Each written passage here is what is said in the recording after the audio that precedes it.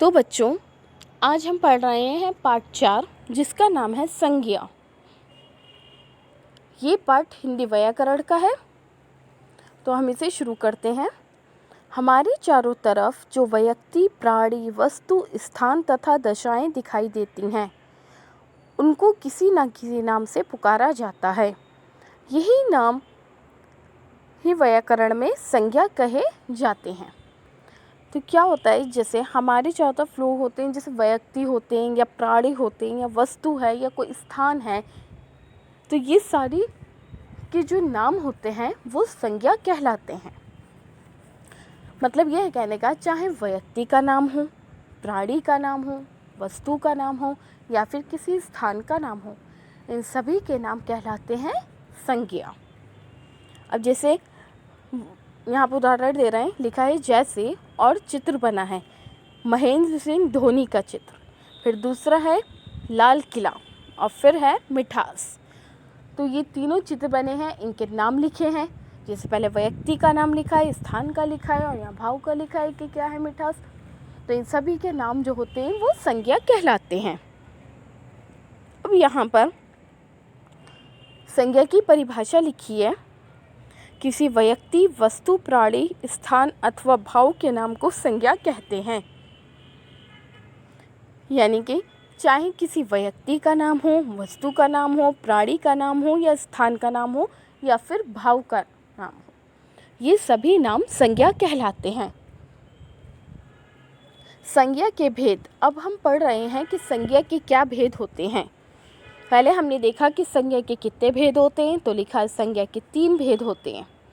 पहला व्यक्तिवाचक संज्ञा, दूसरा जातिवाचक संज्ञा और तीसरा भाववाचक संज्ञा। अब हम जो पहला है व्यक्तिवाचक संज्ञा, उसके बारे में बता रहे हैं। जिस शब्द से किसी विशेष व्यक्ति, वस्तु, स्थान आदि के नाम का पता चले, उसे व्यक्तिवाचक संज्ञा कहते हैं।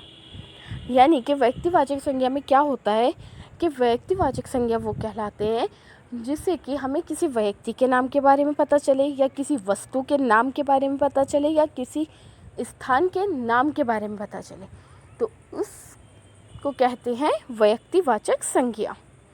जैसे पहला चित्र है इंदिरा गांधी का, तो ये व्यक्ति का नाम हो गया। ऐसी कुतुब मीनार, ये स्थान का नाम हो गया, और कार वस्तु का नाम हो गया। तो ये सारे जो नाम होते हैं ये क्या कहलाते हैं? व्यक्तिवाचक संज्ञा। अब दूसरा है जातिवाचक संज्ञा। जिस शब्द से किसी जाति या समूह के नाम का बोध हो, उसे जातिवाचक संज्ञा कहते हैं। जैसे लड़की, शेर, पुस्तकें। यानी कि इससे क्या होता है, जातिवाचक संज्ञा से हमें जाति का पता चलता है कि ये किस जाति का है, और समूह के बारे में पता चलता है इसके। तो ये होता है, जैसे लड़की हम पता चलती है किस जाति की है, ऐसी शेर किस जाति का है, और ऐसी पुस्तकें जाति की हैं।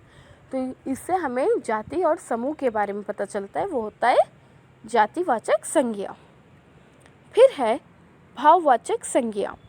जिस शब्द से गुण, दोष, अवस्था या भाव के नाम का पता चले, उसे भाववाचक संज्ञा कहते हैं। जैसे बचपन, तीखा, मोटापा।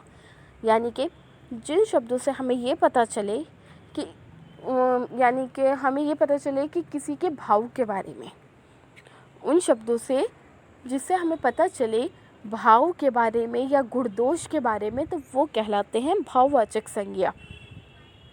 जैसे यहाँ पर पहला चित्र देखकर हम पता चला कि क्या दिखा रहे हैं, यहाँ पर बचपन दिखा रहे हैं बच्चे का, तो यानी भाव हमें पता चल रहा है उसका कि बचपन है। ऐसी दूसरा चित्र है मिर्च का, तो वो कैसी, उन्होंने मिर्च नहीं लिखा है, मिर्च का नाम नहीं बताया, बल्कि उसका भाव बताया है कि वो कैसी है, तीखी है, तो लिखा है तीखा। कैसी होती है मिर्च, आप लोग को पता है तीखी होती है, तो उन्होंने उसका भाव बताया तीखा।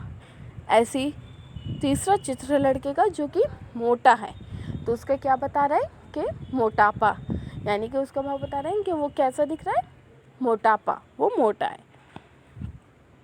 तो संज्ञा के हमने पढ़े 3 भेद होते हैं। पहला व्यक्तिवाचक संज्ञा, दूसरा जातिवाचक संज्ञा और तीसरा भाववाचक संज्ञा। अब हम ये देख रहे हैं कि हमने इस पाठ से क्या जाना। व्यक्ति, प्राणी, वस्तु सभी का कोई ना कोई नाम है, नाम ही संज्ञा कहलाते हैं। तो हमने इस पाठ से जाना कि चाहे वो व्यक्ति हो, प्राणी हो, वस्तु हो, कुछ भी हो, सबके कोई ना कोई नाम होते हैं।